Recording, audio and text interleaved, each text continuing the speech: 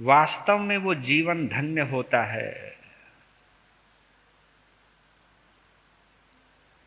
जिस जीवन से जिनवानी जुड़ी होती है, या जिस जीवन में जिनवानी में रस आता है, या जिस जीवन में जिनवानी सुहावनी लगती है, मन भावनी लगती है। जिनको जिनवानी में रस भी आता है और जो ये समझते हैं कि हमारे लिए जिनवानी रास आ रही है,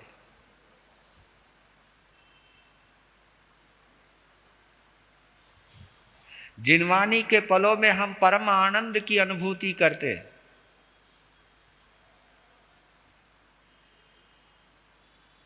जिनवानी में या जिनवानी श्रवण के पलों में, वाचन के पलों में जो अमृत बरसता है, उस अमृत को जब मेरे आत्म प्रदेश संस्पृष्ट करते हैं, छूते हैं, तो उस वक्त जो मुझे एहसास होता है वो एहसास अद्भुत होता है, आनंदमय होता है। जब हम सभी उस आनंद में डूब जाते हैं या उस आनंद से जुड़ जाते हैं,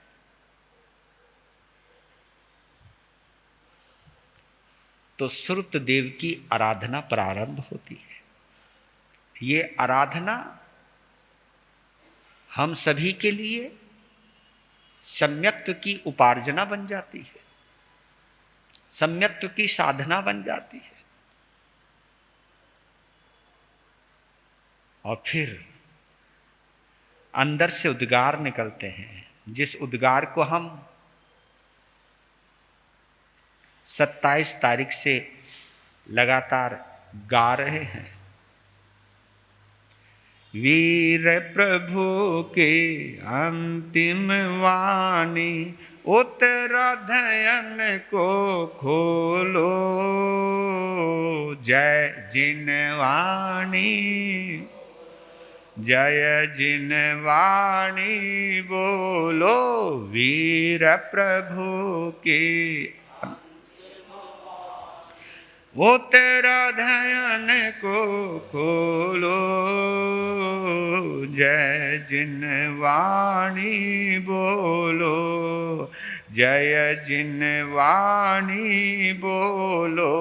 उत्तराधयन में गुंजित होते प्रभु शिक्षा अपना लो, जय जिनवाणी बोलो, जय जिनवाणी बोलो।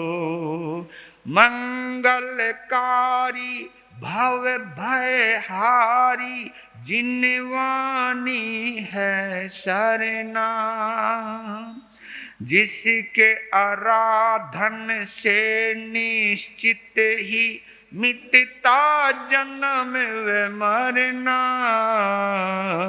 पाप कर्म को छोड़ के अब तो जिनवाणी के हो लो, जय जिनवाणी, जय जिनवाणी बोलो।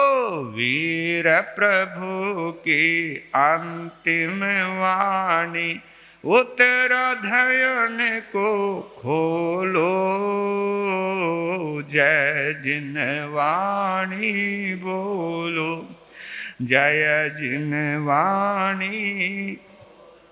जिनवाणी का हर अक्षर ही अक्षय आनंद दाता, शब्द शब्द में सत्य धर्म का संदेश मिल जाता। हरि वाक्यों में वैराग्य की गूंज हृदय में ढालो, जय जिनवाणी, जय जिन्वाणी बोलो वीर प्रभु की अंतिम वाणी, उत्तराधयन को खोलो। जय जिन्वाणी बोलो, जय जिन छलक रही है हर एक पद में तीर्थंकर की करुणा, जिससे जिन शासन जय पाता आगम सच्चा सरना। हम भी जीवन पावन कर लें, हम भी जीवन इधर उधर मत डोलो। जय जिन्वाणी बोलो, जय जिन्वाणी बोलो वीर प्रभु की अंतिम वाणी, उत्तराधयन को खोलो। जय जिन्वाणी बोलो, जय जिन्वाणी, जिससे होता तीर्थ का पोषण जो है साधक शाला। हे गे और उपादे का मिलता बोध निराला। महावीर के श्रेष्ठ निशानी, महावीर के श्रेष्ठ निशानी, जिन्वाणी को पीलो। जय जिन्वाणी बोलो, जय जिन्वाणी बोलो वीर प्रभु की अंतिम वाणी, उत्तराधयन को खोलो। जय जिन्वाणी बोलो, जय जिन्वाणी बोलो, उत्तराधयन में गुंजित होते प्रभु शिक्षा अपना लो। जय जिन्वाणी बोलो, जय जिन्वाणी बोलो, जय जिन्वाणी बोलो। बोलिए श्रीमद् उत्तराधयन सूत्र भगवान की, बोलिए श्री सुधर्मा स्वामी भगवान की, बोलिए आर्य जम्बू स्वामी भगवान की, बोलिए जिन शासन देव की।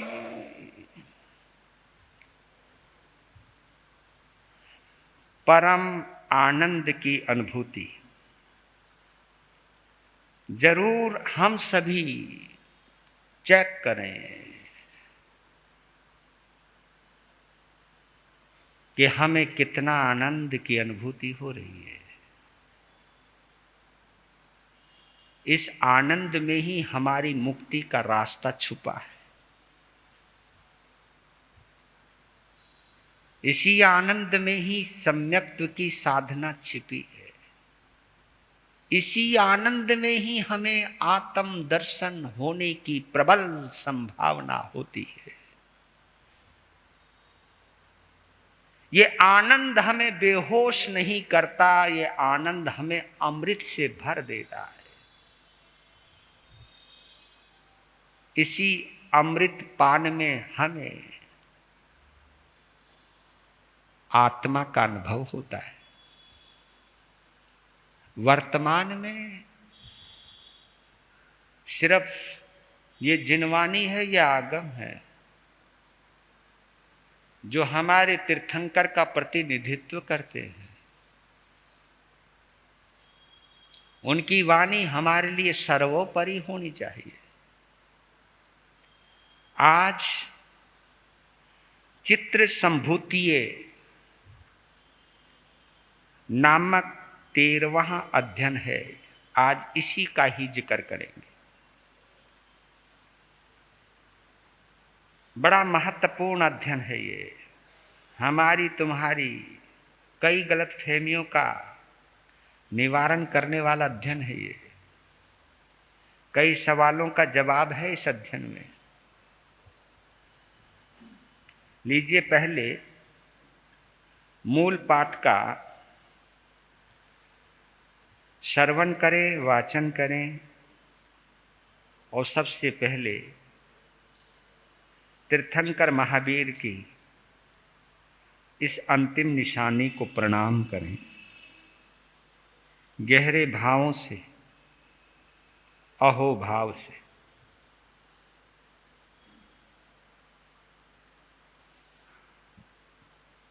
दुनिया को चलाने वाली शिक्षाओं की किताबें मैंने अपने हाथ में बहुत ली हैं,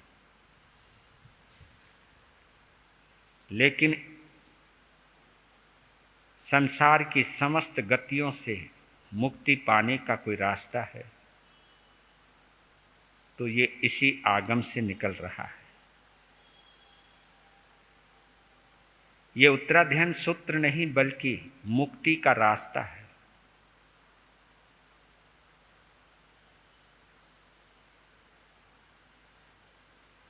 हमने गूगल मैप का बहुत उपयोग किया है एक जगह से दूसरे जगह पर जाने के लिए, लेकिन ये वो मैप है जो हमें मुक्ति के करीब या मुक्ति की तरफ लेकर के जाता है। जब हम इन भावों से मूल पाठ का आनंद लेते हैं तो इस आनंद में परम आनंद की अनुभूति होगी, परमात्मा की भक्ति होगी, तीर्थंकरों की स्तुति होगी और यही स्तुति मुक्ति का कारण बनेगी।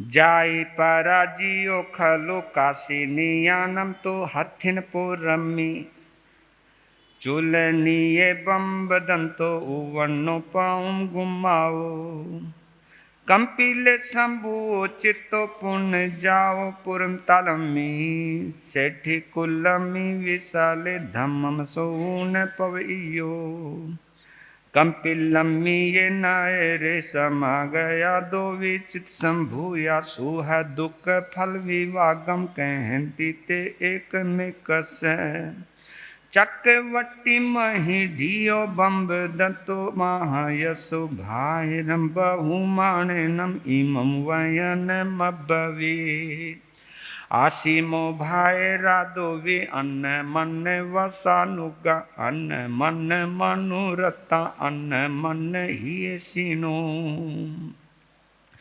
दासा दासन आसिमिया कालिंजर नगे हंसा मयंग तेरे ये सुहागा काशी भूमि ये देवाय ये देवलोगमी आसी अमे मही ढिया इमनो छटिया जाई अन्न मन ने जाविना कम्मानिया नप गड़ा तुम्हें राय विचिंतिया तेसिम फल विवागेन विवो मुआ गया सच सोयप गड़ा कम्मा माए पूरा कड़ा ते अज परि भुंजा मोकिनु चित्ते विसिताहा सवम सुचिन्नम सफलम नराणम कड़ान कम्मान नामोक अथी अथे ही कामे ही ये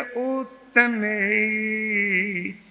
आया ममं पुण्य फलो वे जानासि संभूय महानुभागम महीढ्यम पुण्य फलो व्ययम चित्तम पिजानाहि तहेव रायम इद्धि जुए तस्वीयप भूया महथरोवा वनयाप भूया गहानुगिया नरसंग मध्य जम भिक्षुनो शील गुणो विवेया यजयन्ते समनो मिजाहु उच्चोदय महु कक्के विबंभे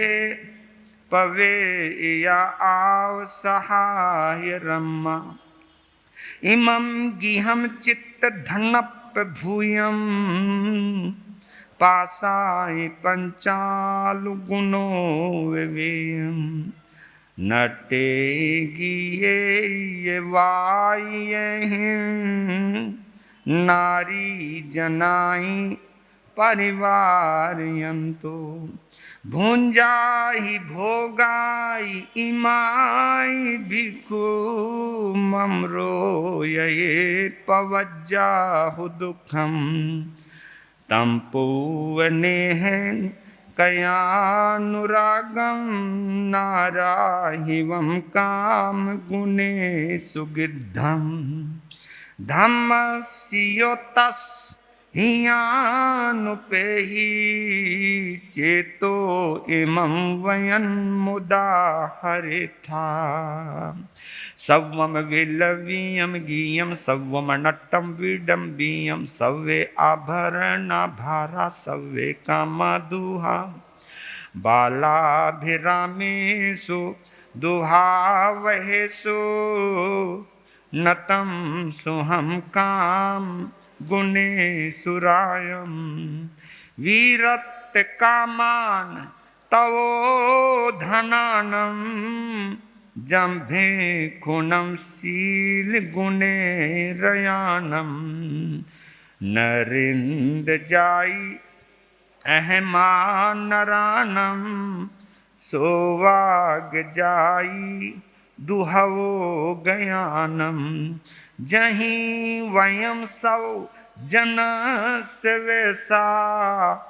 वसीय सोवाग निवेशनेसु तिसे जाये उपावियाये वोच्छामुस्योवाग निवेशनेसु सवस्य लोगस्य दुगंछ निजा इहम कमाई पूरे कड़ाई सोदान सिमराय महानुभागो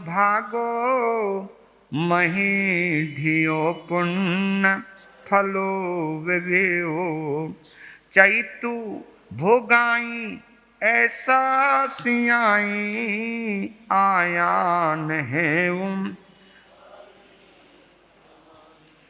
इह जीव्य राय ऐसा सियमी धनियम तु पुन्नाय अकुव मानो शेषो यई मच्चु मुहो वनिये धम्मम एकावुन परंसिलोए जहे यसे हो विमियम गहाए मचो नरम ने हुवंत काले नेतस्य माया विपिया विभाया कालम मितम्मि सहरा भवन्ति नेतस्य दुःखम विधियन्ति नयो नेमित वग्गा निसुयान बंधवा एको स्वयं पच्चनु होई दुखम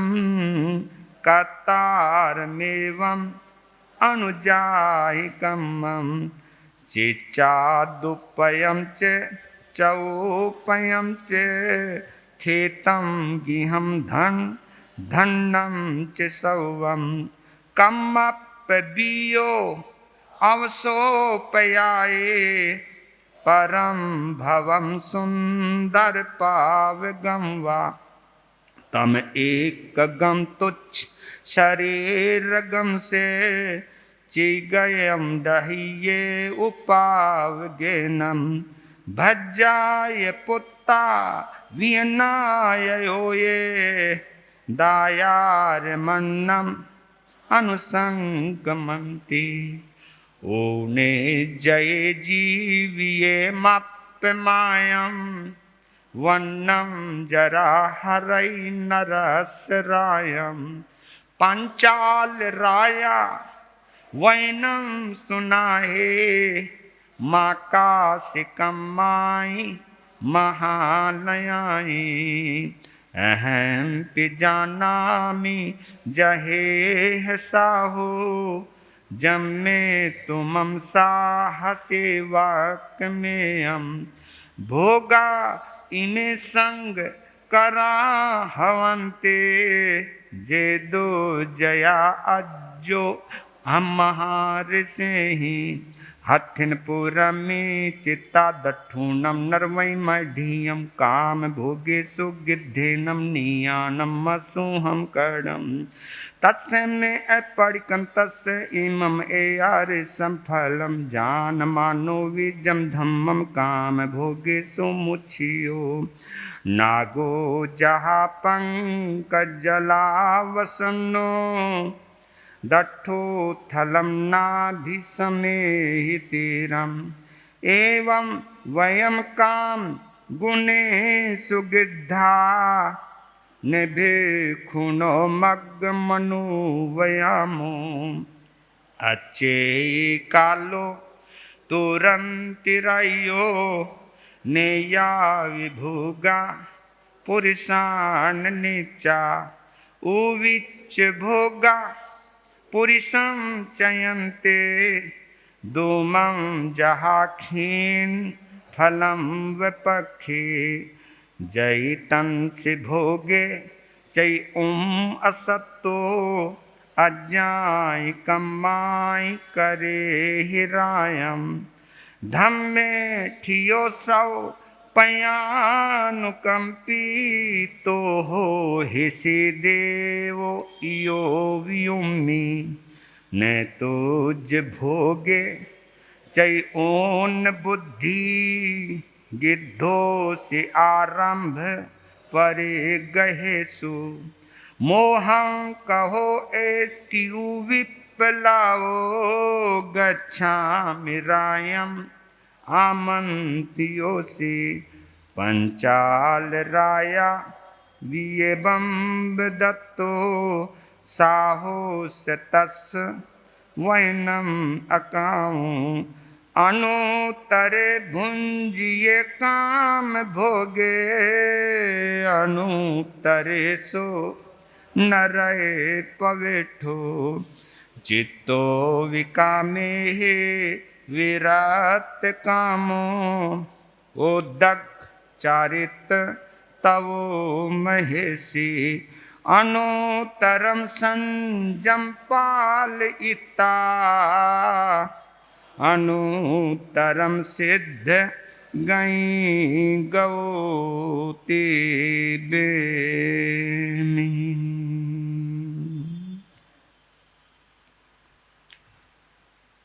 सभी मिलके बोलेंगे, पहले सुने फिर बोले। आग में टिवी है पन्नते तंजाहा सुतागमे अथागमे तदुभयागमे हे हवा श्रुत ज्ञान के विषय जय कोई अतिचार लाग्या होए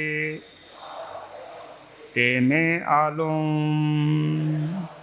जमवाइद्धम वच्चा मेलियम हीनक्षरम अचक्षरम पयहीनम विनयहीनम जोगहीनम घोषहीनम सुठो दिन्नम दुठो परिचियम एकाले कौसज्झाओ कालेन कौसज्झाओ ऐसज्झाइये सज्झायम सज्झाइये न सज्झायम तस्मिच्छामि दुक्कडम तस्मिच्छामि दुक्कडम तस्मिच्छामि दुक्कडम।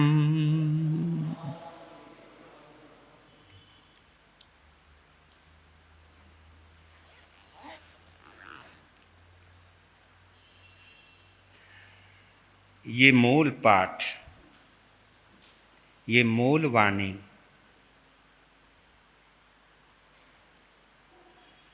भाव निकले तीर्थंकरों से शब्दों में पिरायो गणधरों ने।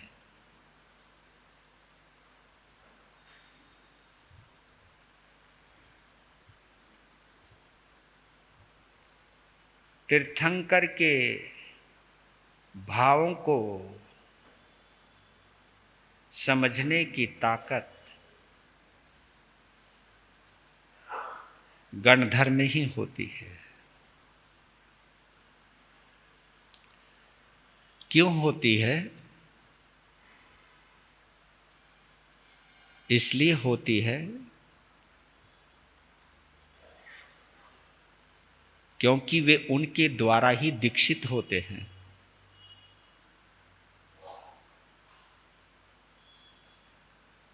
उनकी वाणी को सुनकर ही वैराग्य आया है।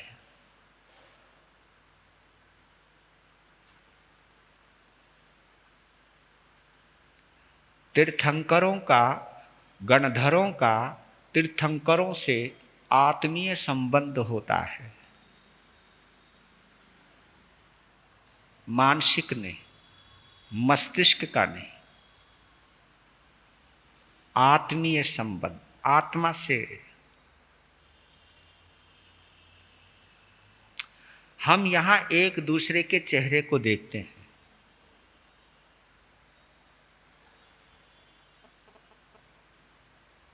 वहां एक दूसरे के आत्म को देखते हैं। क्या गजब की बात है, महसूस करके देखना। जब दो आंखें किसी से मिलती हैं ना, या जब हमारी दो आंखें खुलती हैं, दो आंखें खुलती हैं, मेरी भी और सामने वाले की, जब दो आंखें खुलती हैं तो इंसान नजर आता है। जब दो आंखें मिलती हैं तो इंसान नजर आता है, या दो आंखें खुलती हैं तो इंसान नजर आता है। कैसे भी समझ लो, जब दो आंखें मिलती हैं तो इंसान नजर आता है, जब दो पलकें आपस में मिलती हैं तो भगवान नजर आता है। नहीं समझे? पलकें, ये हमारी जो पलकें, ये जब दो मिल जाएं तो क्या होगा? आंख बंद हो जाती है, आंखें खुलती हैं, यानी पलकें खुलती हैं। पलकें खुलती हैं तो इंसान नजर आता है, पलकें बंद होती हैं तो भगवान नजर। खुली ही आंखों से संसार नजर आता है और बंद आंखों से हमें भगवान नजर आता है। इसी को हम ध्यान मुद्रा कहते हैं। ध्यानस्थ अवस्था में हमारी पलकें बंद रहती हैं, दुनिया नजर नहीं आती। इसलिए कोशिश किया करो, आंखें बंद करके पहले स्वयं को देखो, स्वयं को देखते देखते परमात्मा को देख लोगे।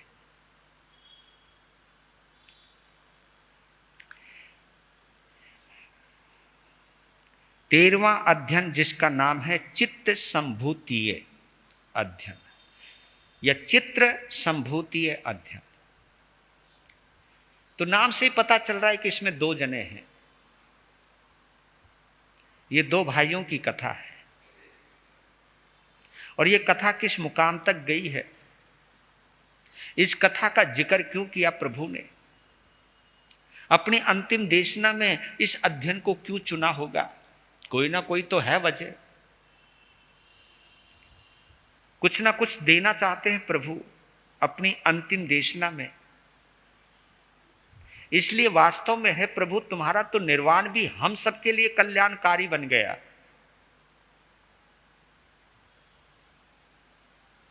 आपकी अंतिम देशना हम सबके लिए आधार बन गया।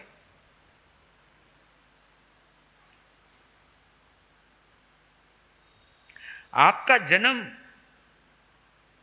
आपका च्यवन भी कल्याण के लिए हुआ, आपका जन्म भी कल्याण के लिए हुआ, आपकी दीक्षा भी कल्याण के लिए हुई, आपका ज्ञान भी कल्याण के हुआ और आपका निर्वाण भी कल्याण के लिए हुआ। जाते जाते भी अपनी निशानी दे गए, हम जैसों के लिए एक सहारा दे गए, हम जैसों के लिए एक प्रकाश स्तंभ दे गए। जब अंधकार होता है ना तो हाथ का दिया ही काम आता है। जब सूर्य नहीं होता, जब सूर्य नहीं होता तो हाथ का दिया ही काम आता है। सूर्य है तीर्थंकर और दिया क्या है? उनकी ये वाणी, ये दिया है, ये दीपक है।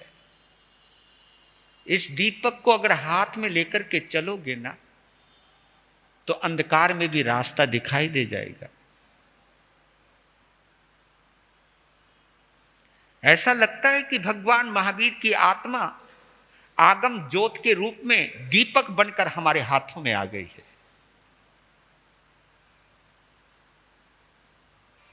और इस दीपक को पाने के लिए हमने कितना पुण्य किया होगा, तभी ये दिया मिला है, ऐसे नहीं मिलता।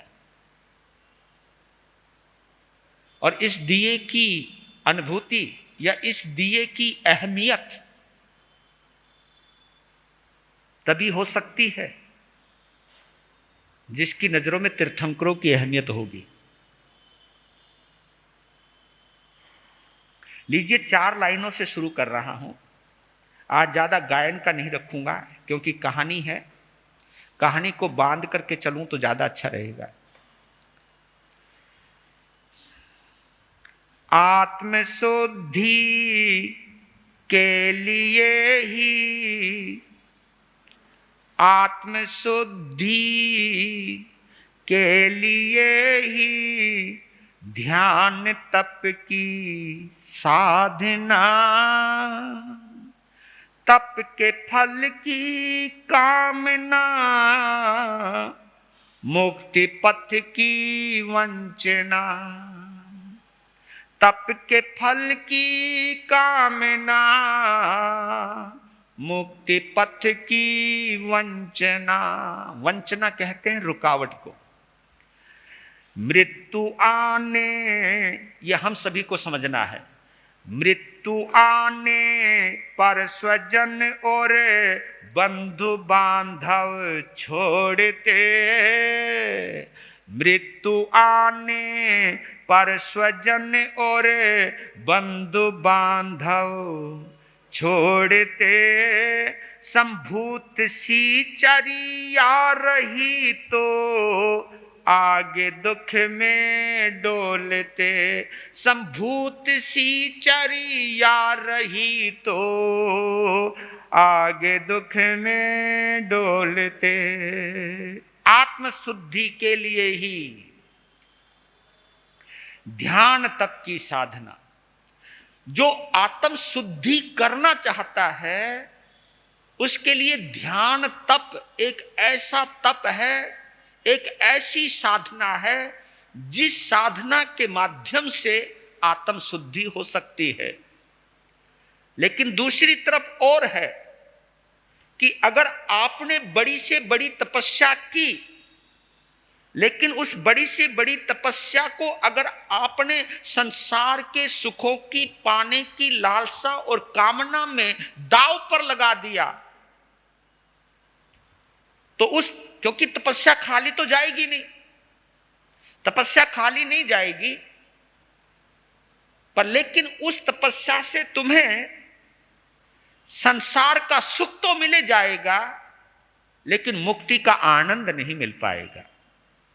संसार का सुख कहा जाता है, मुक्ति का आनंद कहा जाता है।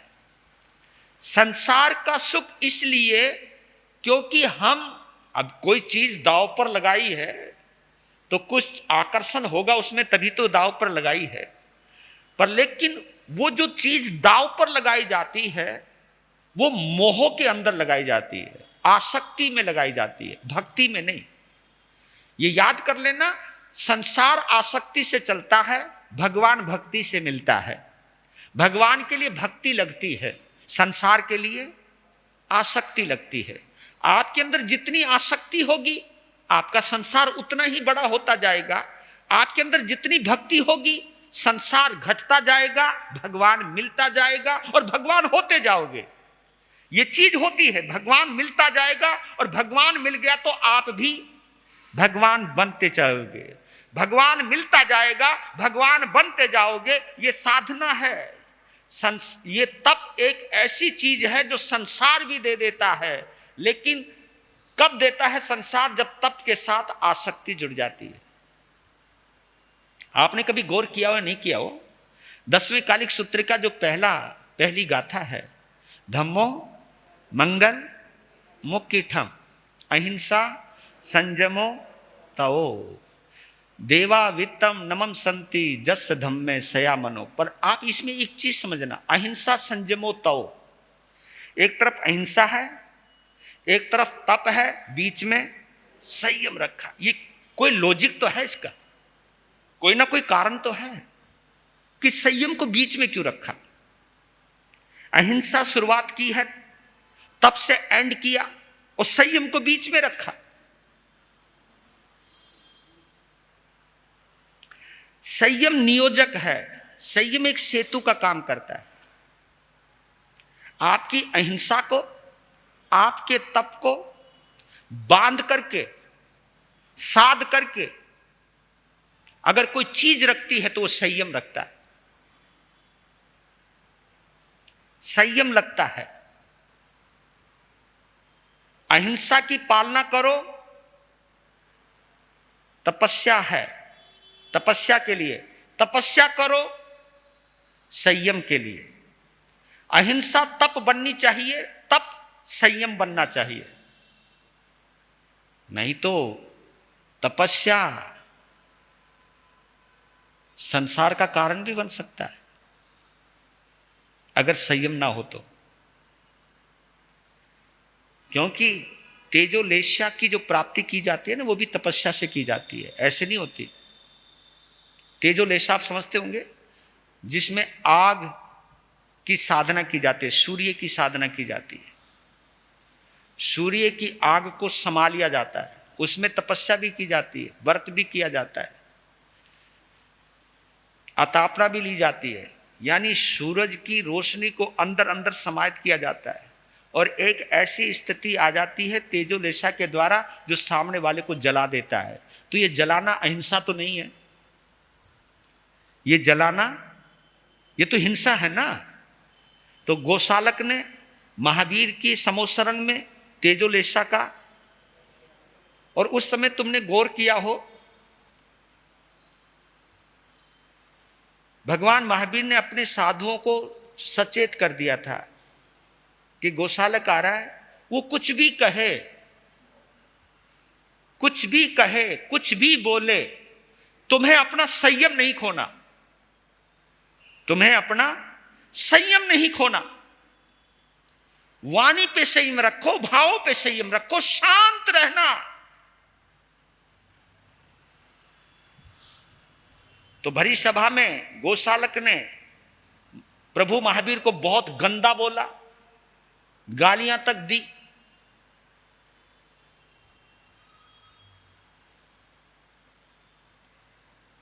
लेकिन दो संतों से नहीं रहा गया।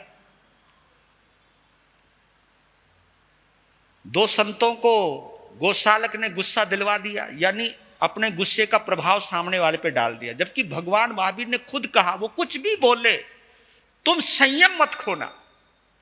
संयम अगर खो दिया तो उसके दुष्परिणाम निकलेंगे। तो महावीर के सावधानी परक संदेश सुनने के बावजूद भी दो मुनियों को गुस्सा आ गया और उन्हीं दो मुनियों को जलकर भस्म होना पड़ा। इसलिए तो कहता हूं जब सामने वाले को गुस्सा आए तो चुप हो जाओ ना। अगर तुम भी गुस्सा करोगे तो आग ही लगेगी ना, और उस आग में कुछ और नहीं जलेगा, तुम्हारा घर ही जलने वाला है, तुम्हारा जीवन ही जलने वाला है। तो संयम को इसलिए कहा है कि अहिंसा में मैत्री है, तपस्या में आग है, लेकिन इस आग को भी साधा जा सकता है किसके द्वारा? संयम के द्वारा। तो संयम बहुत बड़ी चीज है। जब हम निदान करते हैं तो तपस्या का ही तो फल है, लेकिन तपस्या तो की, लेकिन संयम से हट गए। संयम से हटे तो ही निदान आया ना। और अगर वो निदान है तो उस तपस्या में इतनी तो ताकत है, जो चाहा है वो मिले है, जो चाहा है वो मिला है। और ये चाहत अगर निकल जाती बीच में से तो मुक्ति मिल जाती। इस चाह ने संसार दे दिया, अगर चाह नहीं होती तो मुक्ति मिल सकती थी। इसलिए निदान को एक बहुत बड़ा कांटा कहा है साधना की राह का।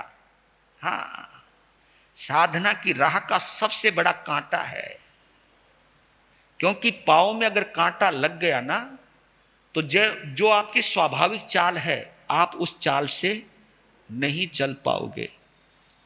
और भगवान ने तो यह भी कहा है कि कांटा लग जाए तो उसका एक और वजह है कि उस कांटे को तुम निकाल लो, जितनी जल्दी निकाल लो उतना अच्छा है, नहीं निकालोगे तो दुर्गति का कारण बनेगा। तो ये दो भाइयों की कहानी है, एक वो है जिसने निदान नहीं किया, एक वो है जिसने निदान किया।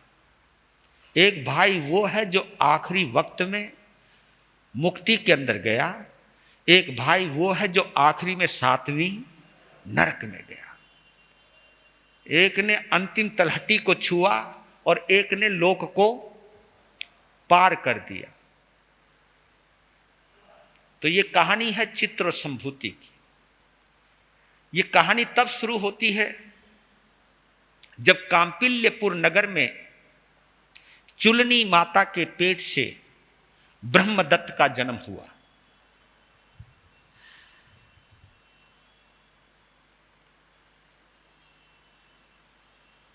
और पुरिमताल नगर में एक बहुत बड़े सेठ के घराने में चित्त का जन्म हुआ।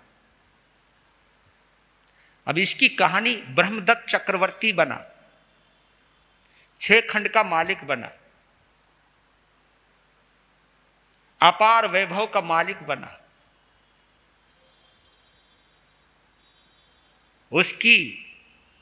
उसका सम्मान चरम अवस्था में है, उसका प्रभाव भी चरम अवस्था में है। देवी देवता नौकर हैं और धरती का बादशाह है, 6 खंड का मालिक है। तो एक दिन एक नाटक मंडली ने उनके राज दरबार में प्रवेश किया। नाटक मंडली बड़ी प्रसिद्ध थी, उसका नाम था, और उस नाम से ब्रह्मदत्त चक्रवर्ती भी परिचित था। उन्होंने निवेदन किया कि हम गीत, संगीत और नाटक दिखाना चाहते हैं। हम आपका और आपकी प्रजा का मनोरंजन करना चाहते हैं, यानी आपकी उपस्थिति में जनमानस के समक्ष हम अपनी कला का प्रदर्शन करना चाहते हैं। हम अपनी कला में इतने निष्णात हैं कि आप सभी को बांधे रखने की ताकत रखते हैं। नाम तो सुना ही था, घोषणा कर दी कि खुले मैदान में, भव्य समोसरण में भव्य आयोजन होगा। एक पूरे राजफाट के बीच में एक मंच लग गया, दूसरे मंच पर ब्रह्मदत्त चक्रवर्ती बैठ गया अपनी रानियों के साथ, पूरी मंत्रिमंडल के साथ। और क्या जन समूह उमड़ करके आया है, क्योंकि उस मंडली का नाम था। उनकी आवाज में जादू था, उनकी कलाओं में जादू था, करिश्मा था, बांध करके रखने की ताकत थी। तो संगीत से शुरू हुआ है मामला, फिर गीत हुआ, फिर नृत्य हुआ, फिर नाटक हुआ। तो नाटक में उन्होंने मधुकरी का एक नाटक शुरू दिखाया, एक करिश्मा दिखाया, उन्होंने एक भंवरे का रूप दिखाया और भंवरे को दो जगह डिवाइड करके रखा, भंवरे को बीच में रखा। एक तरफ फूल है और एक तरफ शमा जल रही है। शमा समझ गए आप, ज्योत जल रही है। और देखिए भंवरा का एक रूप ऐसा दिखाया है, आप समझ जाइए जरा, ये जो शमा है, जो ये ज्योति है, जो ये चमक है, ये चमक संसार का प्रतीक है। और हम एक भंवरा हैं, भंवरा। भंवरा अगर फूल पर जाता है तो मकरंद प्राप्त करता है, फूल पर जाता है तो सुगंध प्राप्त करता है, फूल पर जाता है तो उसके अंदर रहा हुआ जो अमृत है उसको ग्रहण करता है। कब? जब भंवरा फूल पर जाता है। लेकिन जब भंवरा शमा पर जाता है तो जलकर राख हो जाता है। यही चीज हमको समझ लेनी है, यही चीज हमको जान लेनी है। यह संसार बड़ा सुहावना लगता है, बड़ा चमकीला लगता है, बड़ी चमक है इसके अंदर। लेकिन हे मन भंवरे, अगर तू इस चमक के ऊपर मर गया, ये ज्योत तो जलती रहेगी लेकिन तू जरूर जल जाएगा।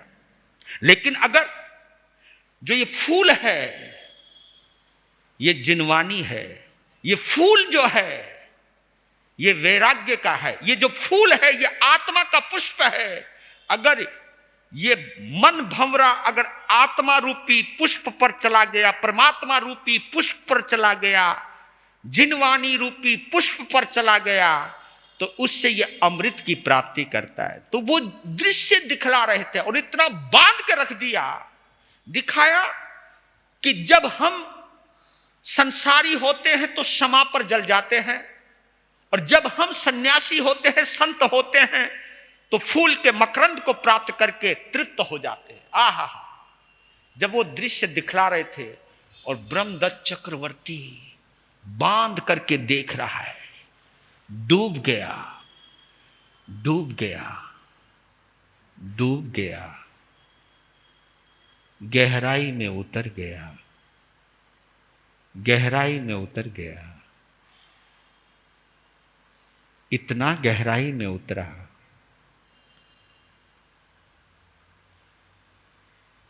कि वह अवचेतन मन में प्रवेश कर गया, और अवचेतन मन में प्रवेश करते ही जाति स्मरण ज्ञान हो गया। जाति स्मरण ज्ञान होते ही ये पता चल गया कि मैं कहां से आया। फिर ये भी पता चल गया जिस देवलोक से मैं आया उस देवलोक में मेरा भाई भी मेरे साथ में था, लेकिन अब वो नहीं है। तो उसी जाति स्मरण ज्ञान में देवलोक भी नजर आ गया। देवलोक से पहले मातंग पुत्र, मातंग पुत्र कहते चंडाल के पुत्र थे वो, और वहीं पर उनका नाम चित्र और संभूति था, और वो भी एक चंडाल का पुत्र था। वो चंडाल जो राजा के द्वारा मृत्यु दंड के अपराधी को मौत की सजा देता था। और आज भी यहां पर भी चंडाल कहा जाता है, जिनको जो फांसी पर चढ़ाने का काम करते हैं उनको आज भी क्या बोला जाता है? वही बोला जाता है। तो वो नजर आया दृश्य, उससे पहले का नजर आया कि हंस थे हम, उससे और पीछे गए वो कि हम 2 हिरण भी थे। हां, उससे और पीछे गए। अरे हम उस भव के अंदर सांडिल्य ब्राह्मण की यशा दासी के पुत्र थे। हम 2 भाई थे। हम सांप ने काटा, मरकर हिरण बने। शिकारी ने मार दिया, मरकर हंस बने। मछुआरे ने मार दिया, मरकर बनारस नगरी के भूत दत्त चंडाल के घर में हम पुत्र हुए। मेरा नाम संभूति था, मेरे बड़े भाई का नाम चित्र था। फिर वहां हमारे साथ जो भेदभाव हुआ, पीड़ित हुए, पूरा दृश्य याद आ गया। फिर हम संत बने, साधना की। फिर हस्तिनापुर के अंदर सनत कुमार चक्रवर्ती के यहां नमूची मंत्री ने, जिन्होंने हमको शिक्षा दी थी संगीत की, नृत्य की, जिसको हमने बचाया था अपने पिता की क्रूर से। नहीं तो हमारे पिता ने, चंडाल ने मारने का सब दृश्य याद आ गया। पर उस वक्त सनत कुमार चक्रवर्ती, जब हमारा अपमान किया गया, नमूची ने जब मुझे पहचान लिया, तो लोगों से हमको पिटवाया, मुझे पिटवाया। गुस्सा आया, मैंने तेजोलेशा का प्रयोग किया, पूरा हस्तिनापुर को अंधकार में डुबो दिया। पूरी जनता घबरा गई। जनता ने कहा कि इस बर्बादी का एक संत हैं बड़े उच्च कोटि के, वो अपने मुख से आग निकाल रहा है, धुआं निकाल रहा है, उसे किसी तरह शांत करो। तो स्वयं सनत कुमार चक्रवर्ती अपनी महारानी के साथ मेरे पास आए। उस वक्त महारानी के केश गीले थे और गीले केश मेरे पांव को छू गए, और उस वक्त उनके बालों में गोशीर्ष चंदन लगा हुआ था, और उस चंदन की ठंडक ने एकदम मेरे अंदर करंट पैदा कर दिया। एकदम ठंडक आ गई, मेरी आंख खुल गई, और उस सनत कुमार चक्रवर्ती की महारानी का दिव्य रूप देखकर मैं पागल हो गया। अंदर से मैं, बाहर से मैं शांत हो गया, लेकिन निदान कर लिया, अगर मेरी तपस्या में कोई ताकत हो तो ऐसी महारानी का उपभोग मैं भी करूं, सनत कुमार चक्रवर्ती जैसा चक्रवर्ती मैं भी बनूं।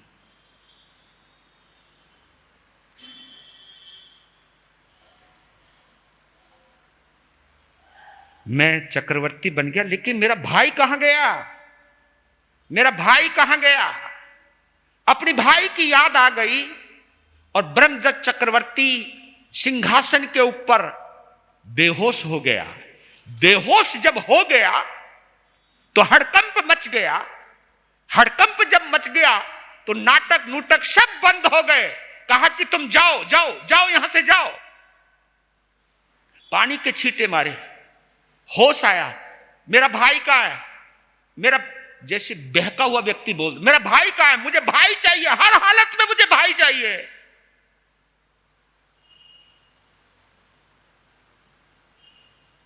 तब मुझको भाई कैसे मिले? अपने भाई की चाहत में उन्होंने एक अधूरा श्लोक की रचना करी। आश्वदासौ मृगौ हंसौ मातंगाओ मरौ तथा। एक लाइन ऊपर की बना दी और यह कह दिया कि जो इसकी दूसरी लाइन बना देगा, जो ऊपर वाली लाइन से जुड़ी हुई दूसरी लाइन बना देगा, उसको मैं अपना आधा राज्य दे दूंगा। अब आधा राज्य पाने के चक्कर में वहां की जनता में बच्चा बच्चा क्या, जवान क्या, बूढ़ा क्या, सभी की जबान पर एक ही लाइन, आस्वदासौ मृगौ हंसौ मातंगाओ मरौ तथा, ये लाइन सबकी याद होगी, जबानी याद होगी। और इस लाइन को ले लेकर कोई पंडित मेहनत कर रहा, कोई संस्कृत के विद्वान मेहनत कर रहे, कौन सी दूसरी लाइन बनाने के लिए। भैया आधा राज्य, वो भी चक्रवर्ती का, क्योंकि इस लाइन को वही पूरा कर सकता है जो इस लाइन से गुजरा हो। ये कल्पना का विषय नहीं था, ये तो अंतर संबंधों का विषय था। सब याद। अरे क्या जी, छोटा क्या, मोटा क्या, काला क्या, गोरा क्या, बनिया क्या, बस जो भी कुछ तुम समझो, सब जगह यही आस्वदासो मृगौ हंसो मातंगौ मरौ तथा, यही रट लगा दी। एक बार एक चरवाहा जंगल में पशुओं को चरा रहा था और बार बार यही बोले जा रहा था, कब होएगो पूरो, ये लाइन कब पूरी होएगी, मैं कब तक इन गौओं को, पशुओं को चराता रहूंगा। आस्वदासौ मृगौ हंसौ मातंगाओ मरौ तथा। और संयोग ऐसा हुआ, जो चित्र मुनि थे उसी जंगल में साधना कर रहे थे। जब ये कान में ये शब्द पड़े, क्योंकि वो भी अपने संभूति भाई को ढूंढ रहे थे, वो भी, क्योंकि वो चाहते थे मेरा संभूति भाई कहां गया, मैं उसको वैराग्य दूंगा, उसको मुक्ति में लेकर के जाऊंगा। वो उसको ढूंढ रहे थे, वो उसको ढूंढने के लिए श्लोक बना दिया।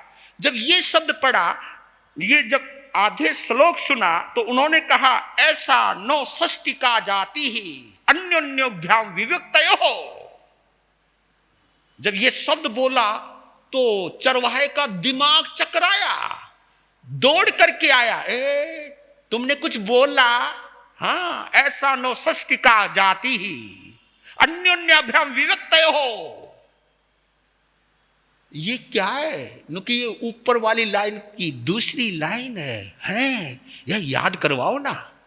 याद करवा दिया और वो तो उछलता हुआ, फुदकता हुआ पहुंच गया और कहा, सुनो राजन, आस्वदासौ मृगौ हंसौ मातंगाओ मरौ तथा, ऐसा नो षष्टिका जाति अन्योन्योभ्याम विविक्तयो। इतना सुनती, उसको देखती, ब्रह्मदत्त फिर बेहोश हो गया। जब उसको बेहोश होते हुए देखा तो पुलिस वालों ने उस चरवाहे को पकड़ लिया, दो मारे थप्पड़ खिंचा खिंचे, हेड और मारे कि तूने ऐसा क्या बोल दिया जिसकी वजह से हमारा सम्राट बेहोश हो गया। जब मार पड़ने लगी, बोले, मैं नहीं, ये मैं नहीं बोल रहा, तो कौन बोल रहा है? उसने सोचा, गया राज्य तो गया भाड़ में, यहां जान बचानी मुश्किल होगी, क्योंकि है ना, जब दो पीछे पिछवाड़े पे दो पड़ते हैं ना, तो भाई कुछ और ही नजर आने लग जाता है। वो सारे के राज रूज गए पहाड़ में। वो बोले, नहीं, ये मैंने नहीं बनाया। तो किसने बनाया? क्योंकि एक महात्मा ने बनाया, एक मुनि ने बनाया। इतने में होश आ गया था ब्रह्मदत्त को। क्या बोला? एक मुनि ने बनाया? हाँ। कहां है? जंगल में। कहा, चल। आगे आगे चरवाहा, पीछे ब्रह्मदत्त, पीछे उसके मंत्रिमंडल के पीछे पूरा जनसमूह पहुंच गया जंगल में।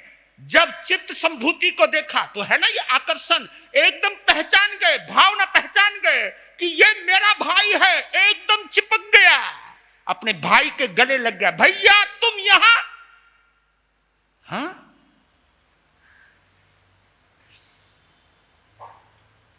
हम तो हमेशा इकट्ठे रहते थे, हम अलग क्यों हुए? तब कहा, ब्रह्मदत्त, निदान की वजह से। तो एक महाभारत का एक प्रसिद्ध वाक्य है, जानामि धर्मम नैचे में प्रवृत्ति, जानामि अधर्मम नैचे में निवृत्ति। ये एक बड़ा प्रसिद्ध श्लोक है। इसका मतलब यह है कि जानामि धर्मम नेचे में प्रवृत्ति है। मैं धर्म को तो जानता हूं लेकिन उसमें प्रवृत्ति नहीं करता, और मैं अधर्म को भी जानता हूं लेकिन मैं उससे निवृत्त नहीं होता, उससे मैं दूर नहीं होता। ये क्या मजबूरी है? ये सवाल है, महाभारत का जवाब है उत्तराध्ययन सूत्र के अंदर। ये आप इसकी गहराई में जाओगे तो जवाब मिलेगा।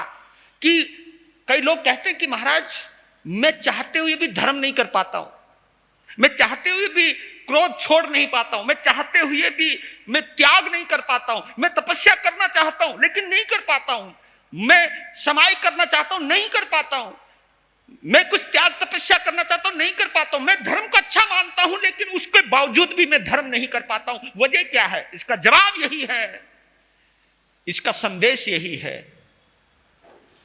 और यह स्वयं स्वीकार किया है, 3 गाथाओं में स्वीकार किया ब्रह्मदत्त ने। तो कहा कि निदान की वजह से, नुका चलो छोड़ो, मैं आपको इस जंगल में इस तरह धूप के नीचे तपते हुए देख नहीं सकता हूं, क्योंकि हर कोई भाषा बोल रहा है। एक रागी भाषा बोल रहा है और एक वैरागी बोल रहा है। दोनों की बोल में देखिए कितना अंतर है। रागी क्या बोल रहा है कि ये कौन सा रास्ता अपना लिया, ये क्या जंगलों में नंगे पांव खड़े हुए हो आप, मुझे देखो मैं चक्रवर्ती हूं और आज मैं तुम्हारी मोहब्बत में अपना चक्रवर्ती पद छोड़ता हूं और मैं तुम्हें देता हूं, मैं तुम्हें चक्रवर्ती की गद्दी सौंपता हूं, आप यहां नहीं रहोगे, आप मेरे भाई हो, मैं कितना रोया हूं तुम्हारे लिए, कितना तड़फा हूं, मेरा दिल जानता, आप ये बाना छोड़ो चलो। उन्होंने कहा कि ब्रह्मदत्त तू लौकिक सुखों के पीछे पागल है, लेकिन तुम्हें नहीं पता कि मैं कितने आनंद में हूं। मैं तो तुम्हें अपने वाला आनंद देने के लिए तुम्हें ढूंढ रहा हूं। 2 भाई हैं और दोनों का लक्ष्य एक है, भाई को खोजना। एक भाई वो है जो लौकिक से अलौकिक आनंद की ओर लाना चाहता है, और एक भाई है जो अपने लौकिक आनंद में अपने भाई को लाना चाहता है, और दोनों ही उस आनंद को भोग रहे हैं। दोनों गलत नहीं है, क्योंकि उस चक्रवर्ती पद को पाने के लिए ब्रह्मदत्त ने अपनी तपस्या को दांव पर लगाया है। तो उसके लिए चक्रवर्ती का पद सबसे बड़ा पद है, संसार का सुख सबसे बड़ी चाहत है, और वो ये चाहता है कि यही असली सुख है, यही सुख है बस, बाकी तो सब दुख ही दुख है, ये सुख है। मैं पलक झपकता हूं तो ये मिल जाता है, ये चाहता हूं तो ये हो जाता है, ये चाहता तो मन चाह हो जाता है। तो जिनको संसार में सुख नजर आता है उनको साधु जीवन में दुख नजर आता है। गौर करना मैंने क्या बोल रहा हूं। जिनको संसार में सुख नजर आता है उनको साधु जीवन में दुख नजर आता है, और जिनको साधु जीवन में सुख नजर आता है उनको संसार में दुख नजर आता है। यह तो नजर नजर की तलाश है। जो आत्मिक आनंद का अनुभव करता है उसे संसार के सुख में कोई रुचि नहीं आती। उसके लिए हमारी एक गाथा के अंदर बोला, उसका भाव ये बताया है कि जिसको आत्मा का आनंद मिल जाए, वैराग्य आ जाए, संसार की असलियत का पता लग जाए और आत्मा के परम आनंद की अनुभूति हो जाए, तो उनके लिए आभूषण भार बन जाते हैं। क्या बात है, क्या बोला? आभूषण, ये अंगूठियां हीरो की, गले में नथनी, क्या ये क्या, लोगों के लिए जिनको आत्मा में आनंद आने लगता है उनके लिए आभूषण भार बन जाते हैं, गीत विलाप बन जाते हैं, गीत विलाप बन जाते हैं।